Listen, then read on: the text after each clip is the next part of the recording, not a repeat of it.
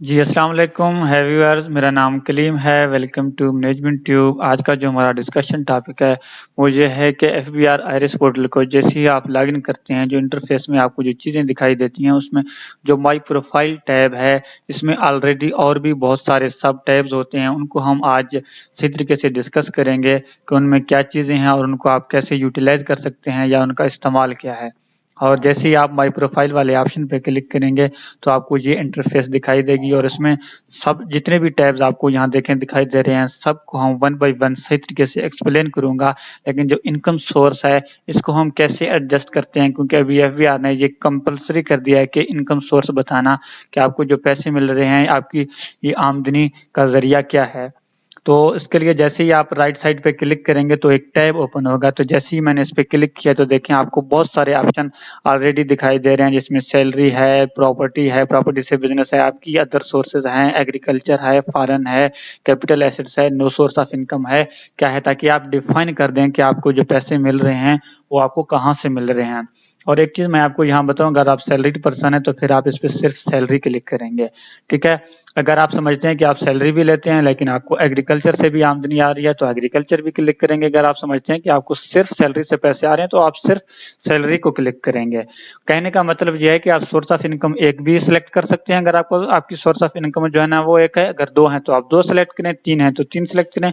मतलब source of income कोई एक भी हो सकता है और एक से ज्यादा भी हो सकते हैं। तो जो भी सोर्स ऑफ इनकम है आपका, आप वो सिलेक्ट करेंगे। मैं उम्मीद करता हूं कि आपको ये चीज क्लियर हो गई होगी। लेकिन इसमें को क्लोज करने से पहले, इसको ओके पे प्रेस करने से पहले मैं आपको एक चीज बताऊं, आपने ये चीजें सोच समझ के क्लिक करनी है। तो जैसे ही आप ये क्लिक करेंगे तो उसके बाद ये जो इनकम सोर्स यहाँ जो आपको लिस्ट नजर आ रहा है, ये जो बिजनेस लिखा हुआ है, ये बिजनेस मैंने ऑलरेडी जो है ना सिलेक्ट किया हुआ था। तो जैसे ही मैं उस पे ओके पे प्रेस करूंगा तो देखें यहाँ बिजनेसेस ऑलरेडी तो मौजूद था, लेकिन सैलरी भी ऐड हो गया। अब मैं कोई और भी सोर्स ऑफ इनकम इसमें सेलेक्ट कर सकता हूँ, अदर सोर्सेज करना चाहूँ अदर भी कर सकता हूँ। अब अगर इनमें मैं कोई रिमूव करना चाहूँ तो यही प्लस वाले ऑप्शन पे क्लिक करके मैं इनको रिमूव भी कर सकता हूँ। अभी आप देख सकते हैं कि मैंने उनको रिमूव किया तो सिर्फ बिजनेस आपको नजर आ रहा है।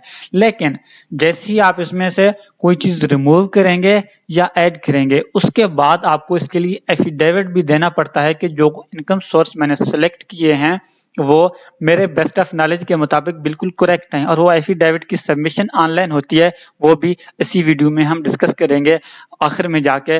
और नेक्स्ट हम मूव करते हैं।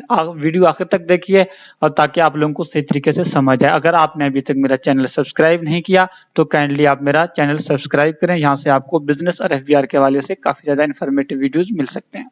नेक्स्ट हम बिजनेस वाले टैब पे क्लिक करेंगे। अच्छा, यहाँ एक चीज मैं आपको बताना भूल गया, जो पर्सनल टैब्स है इसको मैंने जानबूझ के शो नहीं किया, क्योंकि मैं समझता हूँ कि पर्सनल डिटेल्स टैब जो है ना वो हमारी पर्सनल चीजें होती हैं। वो सबको आपको पता है कि क्या चीजें होती हैं। आपका नाम होता है, फादर नेम होता है, आईडी कार्ड नंबर, परमानेंट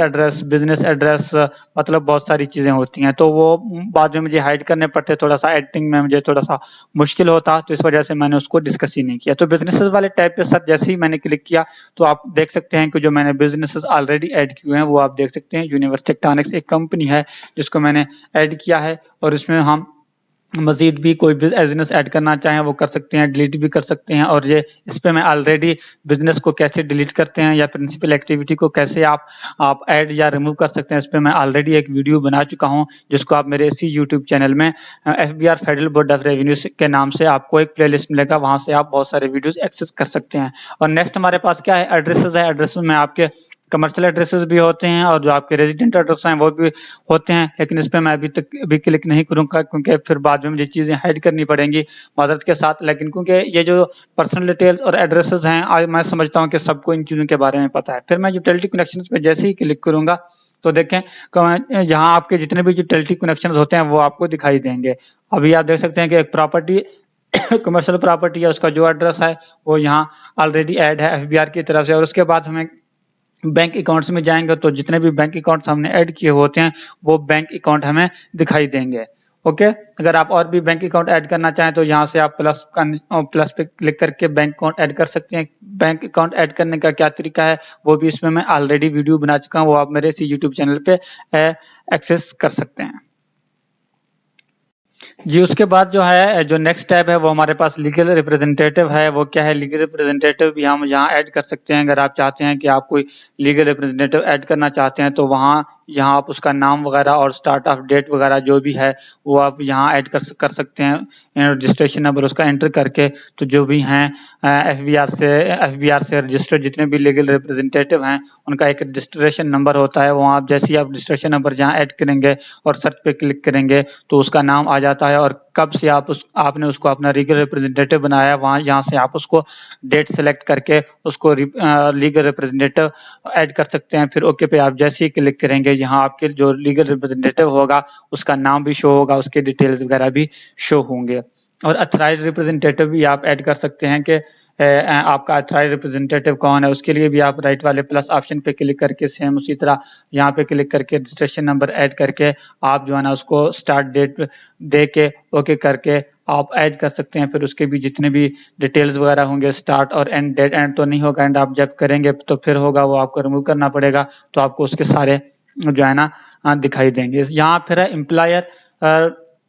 तो जो है ना आप कहीं एम्प्लॉयर हैं, आप कहीं मुलाजमत करते हैं या आपने कोई मुलाजिम रखा हुआ है। जी, एम्प्लॉयर और एम्प्लॉई दो डिफरेंट वर्ड हैं। एम्प्लॉई का मतलब है कि जो है ना, एम्प्लॉई का मतलब है मुलाजिम। फॉर एग्जाम्पल, अगर आप एक कंपनी में काम कर रहे हैं, अगर आप XYZ एक कंपनी है उसमें आप काम कर रहे हैं और आपका नाम ABC है, तो ABC एक एम्प्लॉई है XYZ का।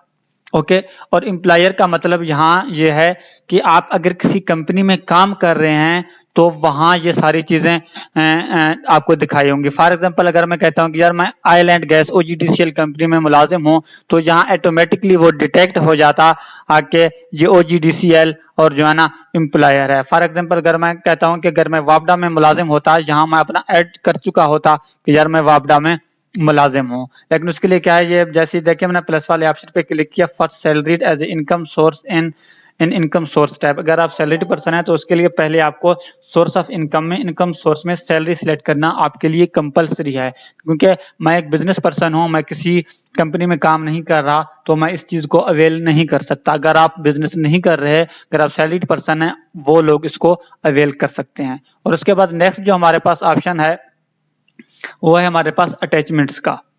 ओके, अगर आप चाहते हैं कि यार अगर आप कोई अटैचमेंट अटैच करना चाहते हैं, फॉर एग्जांपल यूटिलिटी बिल्स के हवाले से या इसके अलावा कोई और आपने कोई प्रॉपर्टी वगैरह ली है, मतलब रेंट पे, या कोई भी यूटिलिटी बिल वगैरह, वो आप यहाँ से सिंपली ऐड कर सकते हैं। सेम इसी तरह जैसे जो है ना आप फॉर्म 181 को इस्तेमाल करते हैं, और फॉर्म 181 में क्या चीज़ें हैं उस पर मैं ऑलरेडी वीडियो बना चुका हूँ, उसको आप डिटेल से देख सकते हैं। काफ़ी बेहतरीन मैंने वहाँ एक्सप्लेन किया हुआ है।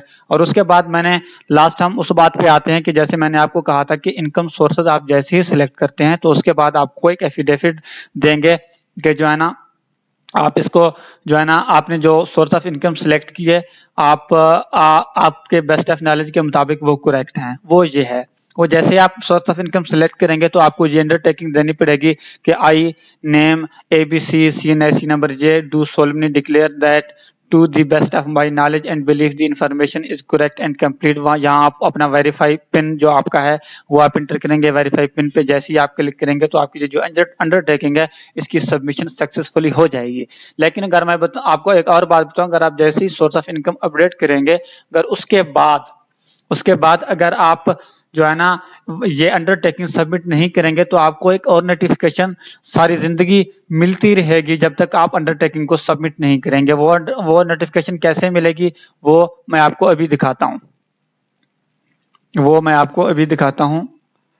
ओ यार जी, जब तक आप जो एफिडेविट है वो जब तक आप सबमिट नहीं करेंगे, तो जैसे ही आप एफबीआर आईरिस पोर्टल लॉगिन करेंगे तो आपको ये इन्फॉर्मेशन वाली नोटिफिकेशन मिलती रहेगी। इसका क्या मतलब है कि dear taxpayer you have not acknowledge your last profile update. जो आपने प्रोफाइल पे अपडेट किया है उसको आपने एक्नॉलेज नहीं किया। You are requested to complete your registration profile according to this, it is mandatory for you to complete your registration profile if you fall under the following. अगर आप इनके अंदर किसी भी एक पॉइंट में फॉल करते हैं तो आपके लिए कंपलसरी है कि आप उसको अपडेट करें। तो उसके लिए वही जो है अंडरटेकिंग है उसको आप जो है पिन वेरीफाई करके उसको आप जैसे ही सबमिट करेंगे तो आपकी वो सक्सेसफुली हो जाएगी और उसके बाद आपको ये नोटिफिकेशन नहीं मिलेगी। Thank you for watching, next मिलेंगे।